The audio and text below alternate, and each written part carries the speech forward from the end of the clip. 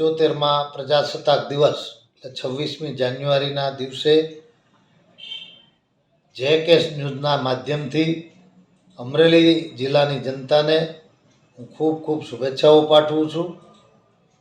સાથે સાથે માન્ય પ્રધાનમંત્રી શ્રી નરેન્દ્રભાઈ મોદી સાહેબ દ્વારા વિકસિત ભારત સંકલ્પ યાત્રા આઝાદીના અમૃત મહોત્સવમાં ગામે ગામ મોદી ગેરંટી રથના માધ્યમથી 17 કરતાં પણ વધારે યોજનાઓનો લાભાર્થીઓને લાભ આપવા માટેની જે યાત્રા કાઢી અને એના માધ્યમથી ગામડાના છેવાડાના માણસને જે લાભાન્વિત કર્યા છે, એટલે નરેન્દ્રભાઈને એ તકે ખૂબ ખૂબ અભિનંદન આપું છું.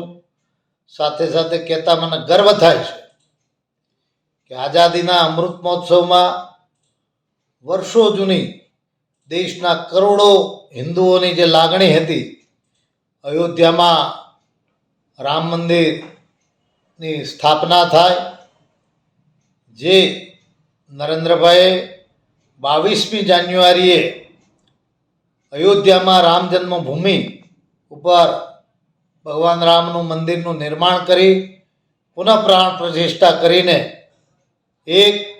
આ દેશમાં એક દિવાળી નહીં પણ બીજી દિવાળી 22મી જાન્યુઆરી એટલે રામ દિવાળી કરીને એવો ઉત્સવ ઉજવીને દેશના કરોડો હિન્દુઓ એ ગામે ગામ ઘરે ઘરે દીવડા પ્રગટાવીને મંદિરોમાં ધૂન ભજન આરતી કરીને રેલીઓ કાઢીને શોભાયાત્રાઓ કાઢીને ખૂબ ધામધૂમથી એ પ્રતિષ્ઠા મહોત્સવમાં લોકો સૌ જોડાયા.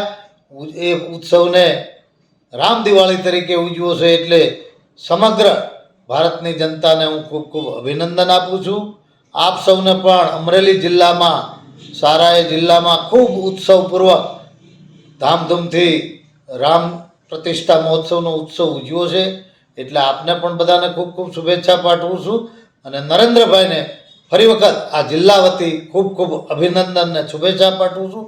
આપ સૌને 26મી જાન્યુઆરીના જય જય શ્રી રામ.